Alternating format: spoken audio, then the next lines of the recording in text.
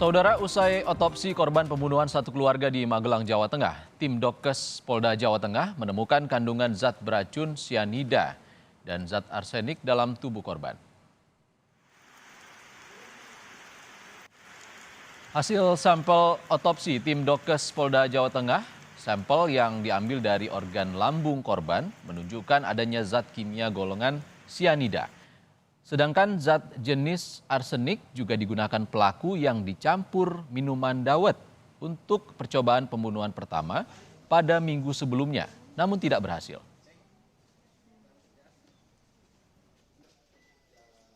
Bahwasanya korban meninggal dunia ini dimungkinkan karena sianida, karena pengaruh daripada zat kimia golongan sianida ini mengakibatkan tubuh menjadi lemas. Ya. Dan untuk zat kimia atau arsenik tersebut digunakan pada saat percobaan pembunuhan pada hari Rabu kemarin yang dicampurkan dalam minuman es dawet. Ya. Menurut tim Pusdokes Polda Jateng, organ dalam korban pembunuhan sekeluarga di Magelang, Jawa Tengah mengalami kerusakan. Beberapa organ dalam bagian tenggorokan, lambung, usus, hati, serta otak berwarna kemerahan seperti terbakar akibat penggunaan zat kimia golongan sianida. Dari 3 jenazah meninggal tidak wajar dan setelah kita otopsi semua, dia minum air atau cairan yang ada racunnya. Karena apa? Dari saluran nafas atas, dari bibir sampai lambungnya ada merah seperti terbakar sehingga dia meminum suatu zat beracun. Dan dari organ-organ dari otak, jantung, hati, paru juga ada tanda-tanda racun. Dan untuk pasti racunnya apa, sampelnya yang meriksa laboratorium forensik. Tapi jelas cara kematian, sebab kematian karena zat yang beracun. Itu ketiganya sama, Bu? Sama ketiganya.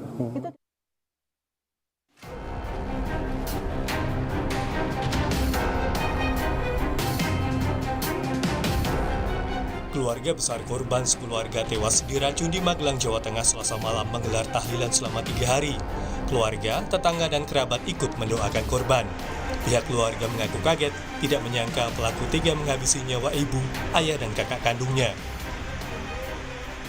Sempat menyangka nggak kejadian seperti ini, Pak? Saya dalam pikiran saya juga waktu itu dalam hati kecil saya itu juga ada sedikit lagi untuk ke arah sana. Alasannya apa, Pak? Sempat berpikir Ya, masalah internal dia pelaku sendiri. Setelah melakukan olah TKP, Senin kemarin, petugas kepolisian telah menetapkan anak kedua sebagai pelaku pembunuhan di Magelang, Jawa Tengah. Tersangka nekat menghabisi korban dengan alasan sakit hati karena semua beban biaya kehidupan ditimpakan kepada tersangka. Untuk motif yang baru kami dalami, yakni adalah karena sakit hati, di mana yang bersangkutan tersangka sebagai anak kedua mendapatkan atau merasa terbebani karena harus mencukupi kebutuhan sehari-hari keluarganya. Mengingat orang tuanya atau bapaknya baru saja pensiun dari pekerjaannya, dan satu lagi kakaknya sendiri baru juga selesai masa kontrak kerjanya di salah satu perbankan. Sedangkan ibunya tidak bekerja, hanya sebagai ibu rumah tangga. Dan orang tuanya juga saat itu menderita sakit, sehingga membutuhkan biaya untuk pengobatannya. Demikian. Sementara hasil sampel otopsi tim Dokes Polda Jawa Tengah menunjukkan korban tewas akibat adanya zat kimia golongan sianida di dalam tubuh korban. Agung Bayuaji, Kompas TV Magelang, Jawa Tengah.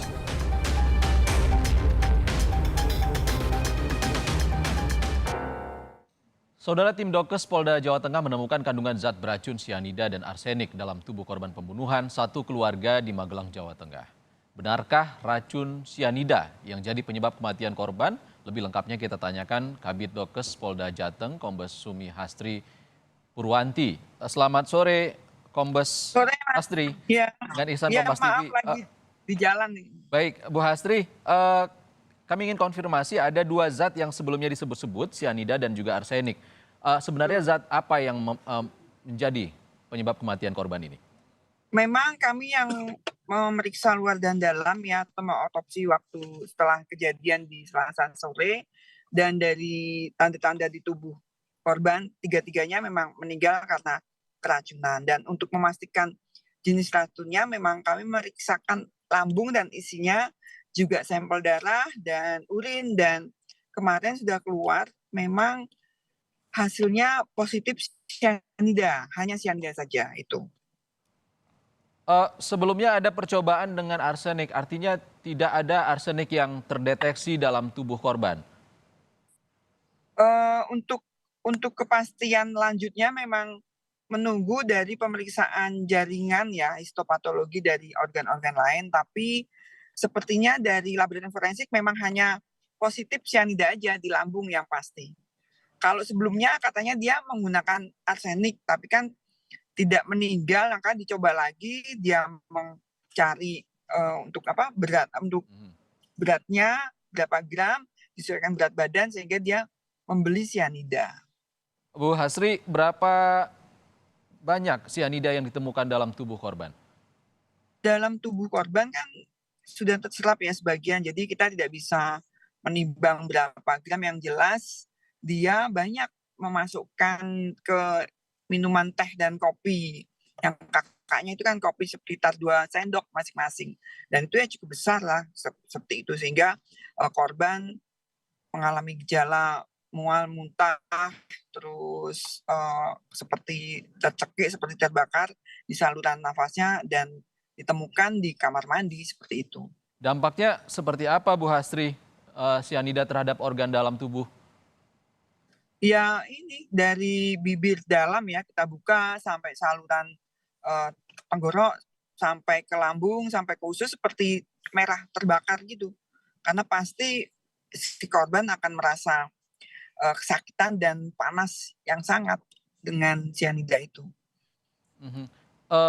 Di minuman itu kalau cyanida dicampurkan, apakah Ya. bisa kita mendeteksi minuman itu sudah terkontaminasi oleh cyanida? Oh sulit sih, karena kan berwarna ya, kecuali ke air ya, air putih. Bisa kelihatannya karena teh kan berwarna juga coklat, kopi coklat seperti itu. Jadi ya yang minum tidak menduga kalau di dalamnya mungkin ada racun cyanida atau arsenik seperti itu. Bu Hasri, dari penyidikan Polda Jateng sejauh ini berapa banyak sih sebenarnya cyanida yang diperoleh oleh tersangka ini? Ya, tadi hilang mas sinyalnya, gimana? Bu Hasri, berapa banyak cyanida yang diperoleh oleh tersangka ini dan juga digunakan untuk meracuni anggota keluarganya? Oh itu barang bukti ada di Polres Magelang Kota ya mas. Oke. Mungkin konfirmasi dengan Kapolresnya aja. Tapi Ya, memang saya lihat cukup banyak sih dia untuk membelinya. untuk mematikan seseorang dengan cyanida itu butuh berapa banyak racun?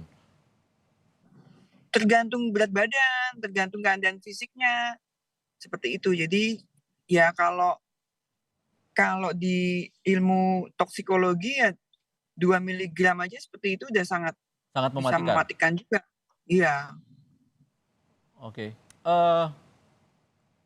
Tapi dalam 3 korban ini, 3-tiganya ditemukan cyanida, Bu Hasri. Betul, cyanida.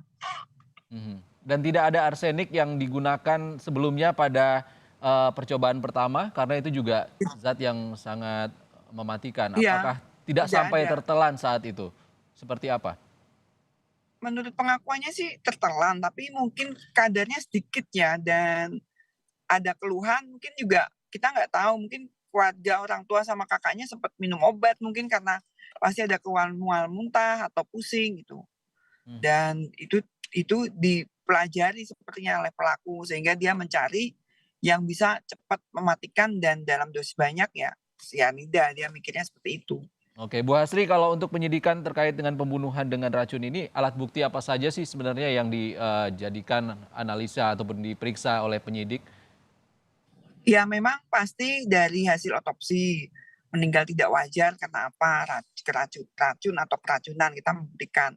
Tapi kalau dari kondisi korban pasti racun yang diminum tidak disengaja. Kenapa? Dan tidak ada lagi tanda-tanda kekerasan di tubuhnya selain dia meminum air yang sudah tercampur racun.